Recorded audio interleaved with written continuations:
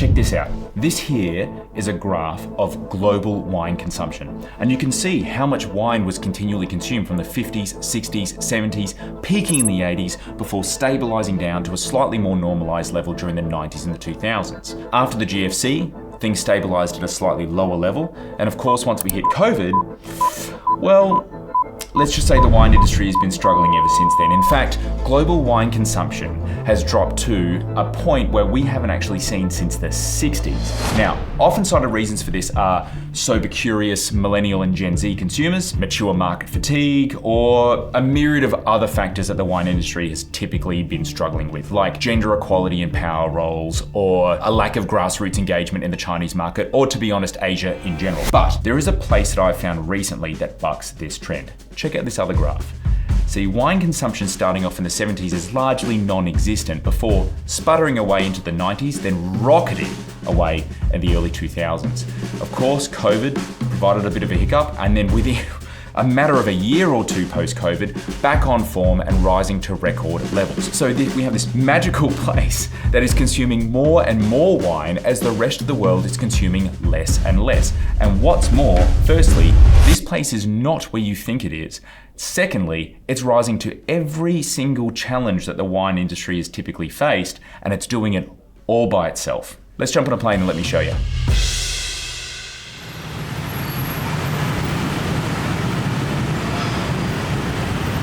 We are in Thailand, baby.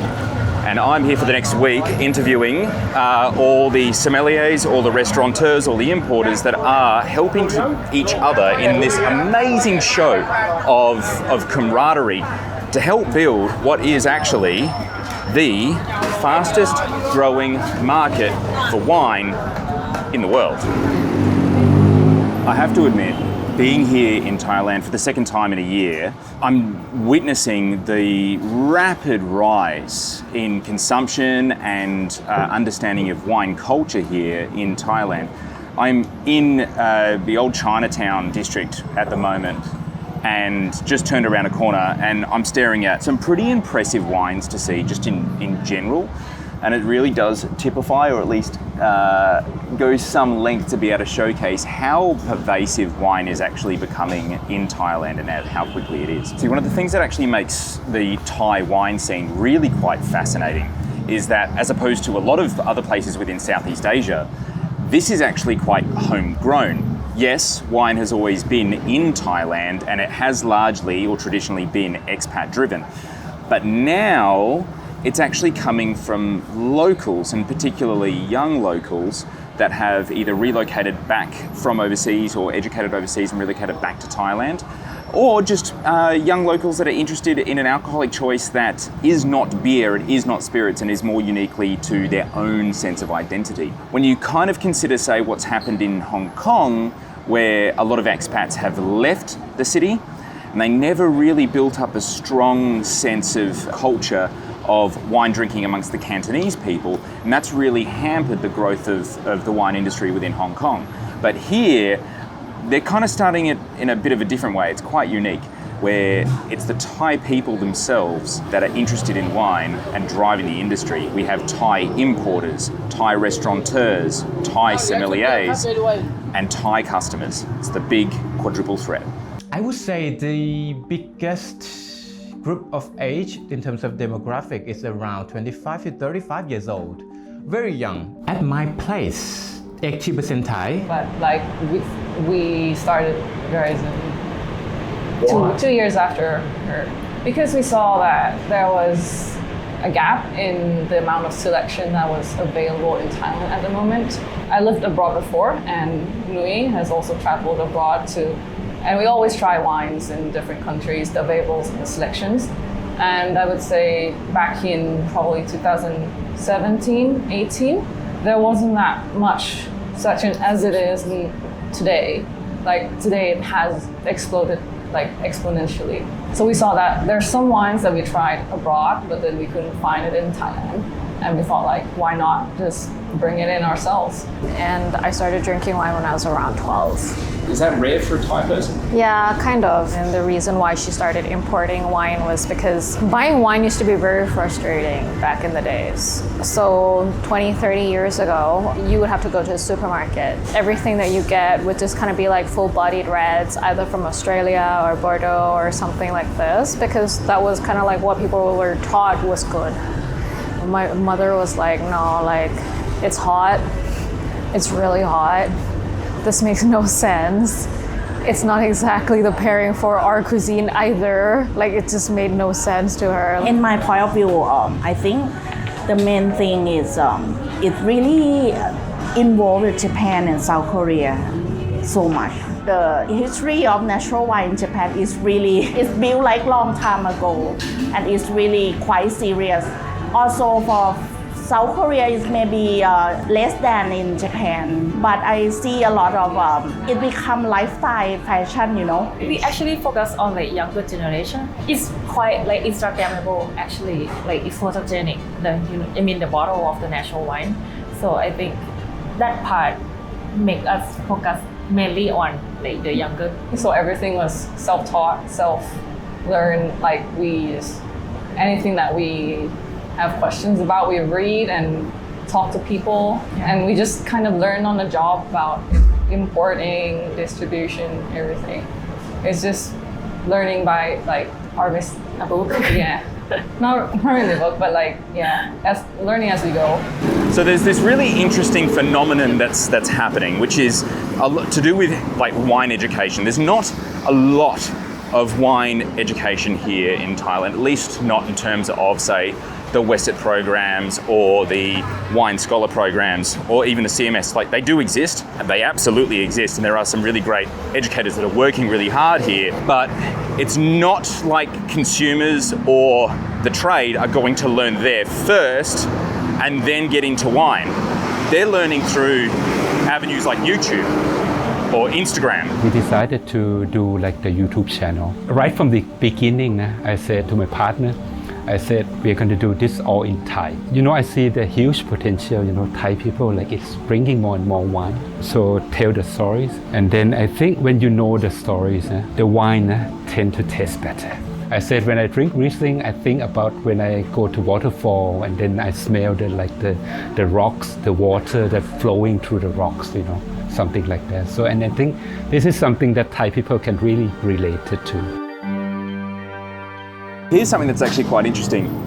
The world of wine has let's say, a bit of an issue with non-male representation. So non-males within positions of buying power, but not here. Here is actually quite different. Within Thai culture, there is a confidence and comfortability with gender, so it never really becomes an issue. I've been to at least 25 wine bars in the last week, and there doesn't seem to be a single issue with gender diversity across all forms of buying roles or positions of power. Growing up here for most of my life, the gender equality is not an issue here. Like, we don't really have any issues with female being dominant in any sector. I can't say that women are driving the industry. There are more women working in wine in Thailand, as in compared to Australia. From my personal opinion, maybe being women is it helps to make it more friendly. I would say it's more apparent. There is more woman representative in the natural wine than in the traditional wine.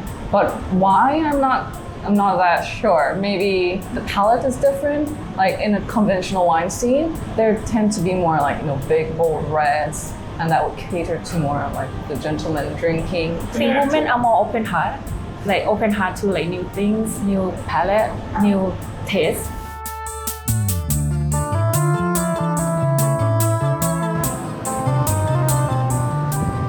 You see, food is so ingrained within Thai culture, but it's also ingrained within the legislation of the country. It is exceptionally cheap to start a food business here. Now, it would vary between, say, street vendors, of course, and fine dining restaurants, but it does mean that there is a dynamism. There is a very quick pace and speed at which food culture can develop here. People are free to experiment and try new things. It means that trends catch on super quick here, especially when it comes to something like wine or wine pairings. There's a lot of creative pairing with, things to pair with the culture of wine drinking here in Thailand. So a lot of creative thinkings are being put in as well. Like wine with yoga, wine with ice cream, wine with Thai food, and wine with street Thai food as well. Something light, easy, bubbly with some residual sugar is always very good to take a Thai street food in general. I found that actually natural wines can taste a lot like classic wine. It's very difficult to find a fun restaurant to go to that has a good wine selection in Bangkok where they don't serve animal products. So if I wanted to go out for dinner, it would either have to be at like a regular restaurant where they would have a very limited menu like salads, or I would have to go to a plant-based restaurant where I had loads of food options but no wine options. So very inspired by the wine bar movement in Paris, in Europe in general, where they have visiting chefs coming in all the time. And that's what we like to do. I think we like to think we give a fresh take on what the market in Bangkok isn't currently offering. Mike himself discovered his love for wine during COVID lockdown, reading books and being inspired by places like Noble Rot in the UK. Still price, yeah, I think. Right now there's a big tax thing. As a retail and the restaurant, we try to push the price as low as possible. Otherwise, it's going to be too high for most people here. For general public, price is a challenge, I feel. It's regarded as like a luxurious product, I guess. As an Asian, we don't drink wine with everything, with every meal. Wine is more like a choice. It's wine and pizza for the Western people would be like a no-brainer. But like for Thai people, we're like, no, we're just gonna have like just pizza. There is a lot of discourse and chatter around wine being expensive in Thailand, and what I've discovered is that it's only half true. The rule of thumb is that cheap wine is expensive. Expensive wine is actually pretty cheap. And that's to do with how the taxation system actually works. A lot of these more expensive wines, they don't charge as crazy a markups. And so wines that would usually be, say, if you're going into a restaurant and spending $180 on a bottle of wine, which is going to get you a really nice bottle of wine anywhere in the world, it's going to get you an exceptional bottle of wine, and especially if you know wine. Sometimes restaurants only put little markups. I think it's because we don't have like a set rule or anything of how you should sell the wines in restaurants or in bars. All of this is of course challenged by the fact that being a Buddhist country and having the religion a core part of their government, and a lot of the government legislation does mean that there are quite a number of restrictions around alcohol, chiefly one of the big ones being they can't advertise alcohol. Equally, there are holy days or during elections, those specific days of the election, you can't drink, you can't actually access, you can drink, but you just can't access it to purchase. And even in places where that do sell alcohol, like 7-Elevens and whatnot, they will lock the fridges that have alcohol in them between the hours of 2 and 5 to be able to prevent people from essentially day drinking and not really going back to work. Yeah, we don't open on Buddhist holidays, particularly. Tomorrow we don't open. Tomorrow is Buddhist holiday. It's only for 5 days a year. So there's a law in Thailand here that there's a certain time of the day that you can't buy any alcohol, and that there's a certain time of days as well where you can't sell alcohol at all. And I think this sort of restrict the accessibility to wine in general. So they think that it's like a Buddhist holiday, like a major one, and that people should be mindful about it. But the thing is, the people who drink, you can't stop them from drinking. So you're basically going to have 2 Fridays this week? Correct. Yes. So in that sense, do these Buddhist holidays actually increase business by creating 2 situations where you have a Friday twice in a week? Actually, yes. Just like going to bars before midnight, and then they just like smash all the alcohol, and then they rest the next day because they can't drink the next day. Thailand is very accommodating to business, small business as well. There's a lot of ways you can work around things. Like if you don't have your own distribution team, you can just use like the commercial ones. Ploy And Nui, along with 2 other friends, started Verizon in 2020 after noticing a gap in the natural wine selection in Thailand, having to learn everything on the job. The supply chain, especially for refrigerated logistics here, is really, really quite advanced. And as you would expect, they're used to dealing with the heat. They've just never really applied that thinking to wine until probably quite recently. When we do deliveries, we do like really fast deliveries. We never ever ship through like the postal system. I'm not sure if you could do that. They send them over on like boxes on the back of a motorbike sometimes. Grab bike deliveries are pretty like, especially for my sake and beer, it just comes on grab bike. It's going to be these sort of weird growing pains. Like I said, it's a market that works at 2 or maybe even 3 different speeds, all really depending, and all of this is hinging on getting high local customers into wine. And so far it is working, but it seems like the industry to supply it is definitely operating at a greater pace and speed than the industry that's demanding it. But that doesn't mean that it's not going to get there. It just means that it's going to need a little bit of time to rejig itself from time to time. There is a question as to whether or not this is sustainable. Man, way too many, bro. Like every month there's a new supplier coming to us proposing like their portfolio and that kind of thing. I mean, there's a big market for it, sure, but like how are they selling off all these wines? Because it seems to be coming in more and more, and It's very fast to the point where I think it's actually like not very sustainable. No, I think the more the better, because the more selection, if you have only 10 labels, and people are like, oh, the selection is not that interesting. So the Thai wine industry seems to be operating at 2 speeds. And I think this is quite symptomatic of the fact that it's just still quite young. It's still quite fresh to the world of wine. And it does create these really interesting phenomenons. Heavily allocated wines in other countries are readily available all here. So for example, Nicolas Joly's Coulis de Sirron. Quite a popular wine, the sort of father of biodynamics.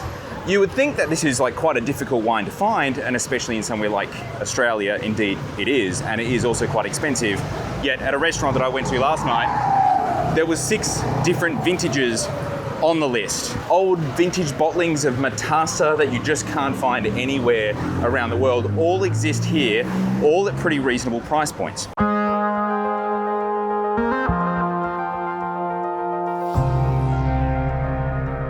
So, would I travel to Thailand for a wine experience? Well, here's the thing. I would say if you interviewed everyone, took a large sampling and asked, are you coming to Thailand for a wine experience or wine tourism? Most people would say no. They're coming here for the nightlife or the food, or because it's just economically a really kind of cheap place to come to have a really good experience. The reason why tourism here is it's one of the most visited, if not the most visited country in the world. I would 110% be putting this at the top of my places to go to consume wine for just so many reasons. One, it's interesting and it's fun, and I can get wines that are heavily allocated in other countries, pairings with some of the best and most interesting and intense and dynamic food scene in the world. Awesome. Here's another one. You come to Australia and have a great wine experience, of which there is many. It's largely going to be Aussie wine. A lot of New World wine. We do have great French and Italian wines, but for the most part, it's pretty Aussie heavy, as you would expect. It's one of the few places that within about a 4-week period, they can acquire wine from anywhere in the world, purely on the basis of being situated where they are. So why wouldn't it be at the top of my list? I think most people have been sleeping on this, to be honest. I think what kind of gives us a leg up here, maybe over other countries, and I'd hate to use this term, but like established wine culture, because at the end of the day, it's a very like fluid kind of thing. Here is like, you'll find a very unexpected and amazing wine program, but at a very maybe like Isan Thai style restaurant, because people are very open-minded, because well, there isn't really like a rule book on how you pair, fermented fish sauce and all these different ingredients that don't exist in traditional winemaking countries. So it kind of leaves a little bit more room for interpretation here. What's also incredibly striking is the level of camaraderie and collaboration within the Thai wine industry. There doesn't seem to be the cutthroat competition you might expect. Mon and Sunny started Bar Blah Wine Bar a year and a half ago with the goal of creating a fun space where wine is approachable, challenging the traditional view of wine-only informal setting. Both. I think Thai people, we kind of like to help each other, right? we don't see each other as a that serious competitor. Once we find a good stuff, we want to share this with other people. Natch opened No Bar in 2020 after returning from grad school in New York during COVID, aiming to create accessible wine experiences for Thai speakers and beginners. I think that, especially post-COVID, what we found is that makes the scene more vibrant is sort of this like, how do we create very interesting culture around wine and food in a way that can really only exist here? We believe that the industry are working together. Yeah, because we believe that like if the interest of wine grows, like this importer hosts a wine event, gets more people to become interested in wine, then the community would benefit as a whole. So there's no like backstabbing. The thing that actually also strikes me about what's going on here is just the age of everyone, from the importers to the restaurateurs, the sommeliers, and the consumers, largely for the most part all under the age of 40. What the Thai people are achieving here, getting a community around wine, alleviating a lot of the global issues that we have in terms of gender representation, also engaging with younger demographics, which the wine industry has traditionally always kind of sucked at, hence the existence of this YouTube channel. Pairing wine with Asiatic cuisines. You'd think they would know the best pairings, right?